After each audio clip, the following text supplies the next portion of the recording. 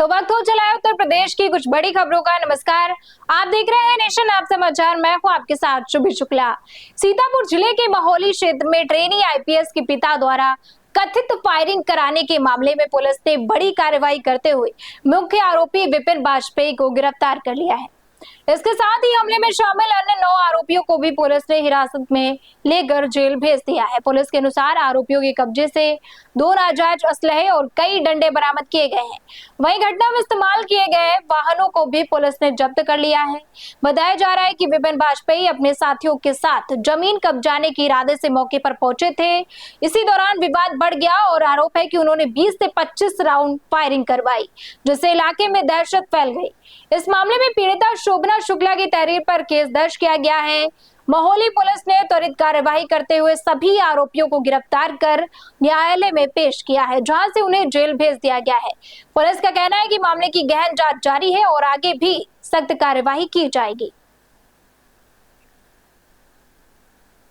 मेरठ में चोरों का तांडव। एक ही रात में 3 घरों में बड़ी चोरी की गई। 3 मकानों को निशाना बनाया गया। एक साथ 3 घरों में चोरी से हड़कंप मच गया। मेरठ में बड़ी वारदात सामने आई है। चोरों ने एक रात में 3 घरों को खंगाला। मेरठ शहर में चोरी की बड़ी वारदात से हड़कंप मच गया, जहां चोरों ने एक ही रात में 3 घरों को निशाना बनाकर लाखों रुपए का सामान चोरी कर लिया। घटना के बाद इलाके में दहशत का माहौल है। जानकारी के अनुसार चोर देर रात सुनसान का फायदा उठाकर अलग अलग 3 घरों में घुसे और वहां से नकदी व कीमती जेवरात चोरी कर ले गए। सुबह जब घर वालों को घटना की जानकारी हुई तो हड़कंप मच गया और पुलिस को सूचना दी गई। मौके पर पहुंची पुलिस ने जांच शुरू कर दी है। आसपास लगे सीसीटीवी कैमरों की फुटेज खंगाली जा रही है ताकि आरोपियों का सुराग लगाया जा सके। पुलिस का कहना है कि जल्द ही आरोपियों को गिरफ्तार कर लिया जाएगा। लगातार हो रही चोरी की घटनाओं से इलाके के लोग सहमे हुए हैं और पुलिस से सुरक्षा बढ़ाने की मांग कर रहे हैं।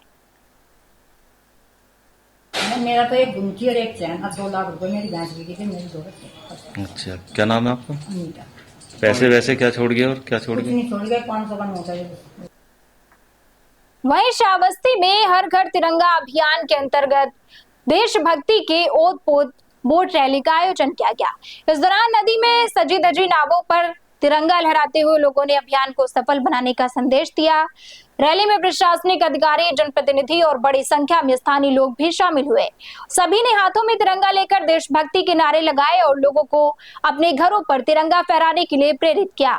बोट रैली के दौरान पूरे क्षेत्र में उत्साह का माहौल देखने को मिला। कार्यक्रम का उद्देश्य स्वतंत्रता के अमृत महोत्सव के तहत हर घर तिरंगा अभियान को जन जन तक पहुंचाना और लोगों में राष्ट्रभक्ति की भावना को और भी मजबूत करना है। प्रशासन ने लोगों से अपील की है कि वे इस अभियान में बढ़ चढ़कर हिस्सा लें और अपने घरों पर तिरंगा अवश्य फहराएं।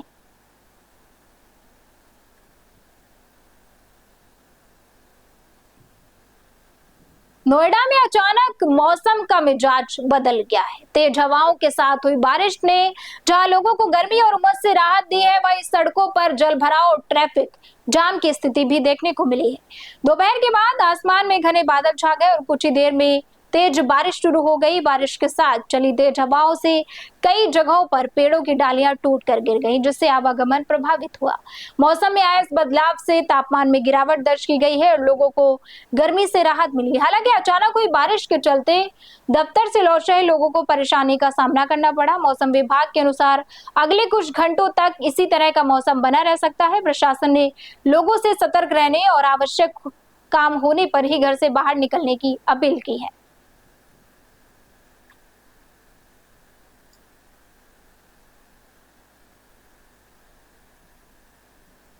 वहीं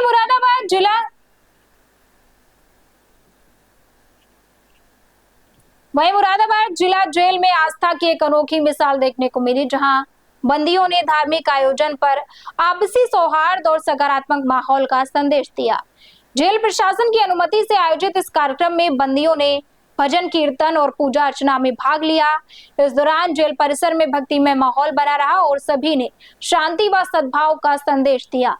कार्यक्रम का उद्देश्य बंदियों के मानसिक और आध्यात्मिक विकास को बढ़ावा देना बताया गया। जेल प्रशासन का मानना है कि ऐसे आयोजनों में बंदियों में सकारात्मक सोच विकसित होती है और वे समाज की मुख्य धारा में लौटने के लिए प्रेरित होते हैं।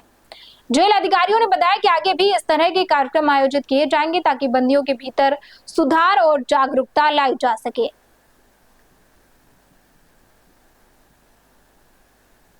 वहीं चंदौली जिले में एक मजदूर की संदिग्ध परिस्थितियों में मौत के बाद माहौल तनावपूर्ण हो गया है।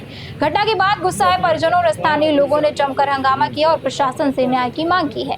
बताया जा रहा है कि मजदूर की मौत संदिग्ध हालत में हुई है, जिसके बाद परिजनों ने हत्या की आशंका जताई है। जैसे ही खबर फैली, मौके पर लोगों की भीड़ जुट गई और विरोध प्रदर्शन शुरू हो गया।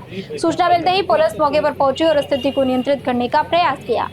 परिजनों ने आरोपियों के खिलाफ कड़ी कार्रवाई और मामले की निष्पक्ष जांच की मांग की है। पुलिस ने शव को कब्जे में लेकर पोस्टमार्टम के लिए भेज दिया है और पूरे मामले की जांच शुरू कर दी गई है। अधिकारियों का कहना है कि रिपोर्ट आने के बाद आगे की कार्यवाही की जाएगी।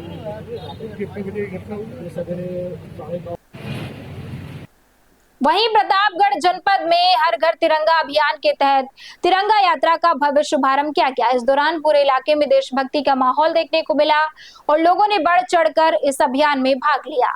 यात्रा में प्रशासनिक अधिकारी, जनप्रतिनिधि और बड़ी संख्या में स्थानीय नागरिक शामिल हुए। सभी ने हाथों में तिरंगा लेकर देशभक्ति के नारे लगाए और लोगों को अपने घरों पर तिरंगा फहराने के लिए प्रेरित किया। तिरंगा यात्रा शहर के प्रमुख मार्गों से होकर निकली, जहां जगह जगह लोगों ने इसका स्वागत किया। इस दौरान राष्ट्रगान और देशभक्ति गीतों के साथ वातावरण पूरी तरह से देशभक्ति में रंगा नजर आया। प्रशासन ने लोगों से अपील की है कि वे हर घर तिरंगा अभियान में सक्रिय भागीदारी करें और देश के प्रति अपने सम्मान को प्रदर्शित करें। वहीं हमीरपुर के कुरारा क्षेत्र में अन्ना जानवरों से परेशान किसानों ने प्रशासन से समस्या के समाधान की गुहार लगाई है। किसानों ने जिलाधिकारी को संबोधित ज्ञापन एसडीएम को सौंपकर गांव की गौशाला दोबारा शुरू कराने की मांग की है।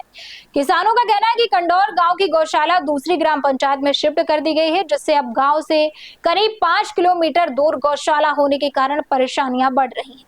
गौशाला की सुविधा नहीं होने से अन्ना जानवर खुले में घूम रहे हैं और किसानों की फसलों को नुकसान पहुंचा रहे हैं। किसानों ने बताया कि अन्ना जानवरों से फसलों की सुरक्षा करना मुश्किल हो रहा है। ग्रामीणों ने प्रशासन से कंडौर गांव की गौशाला को दोबारा शुरू कराने और अन्ना जानवरों की समस्या का जल्द समाधान कराने की मांग की है।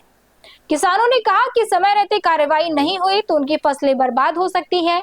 ज्ञापन के जरिए किसानों ने प्रशासन से तत्काल व्यवस्था करने की अपील की है। वहीं अलीगढ़ में कटपुला से पहले पंजाबी क्वार्टर के पास उस वक्त अफरा तफरी मच गई जब खाली खड़ी एक बस में अचानक आग लग गई। देखते ही देखते आग ने विकराल रूप धारण कर लिया और बस धू धू कर जलने लगी।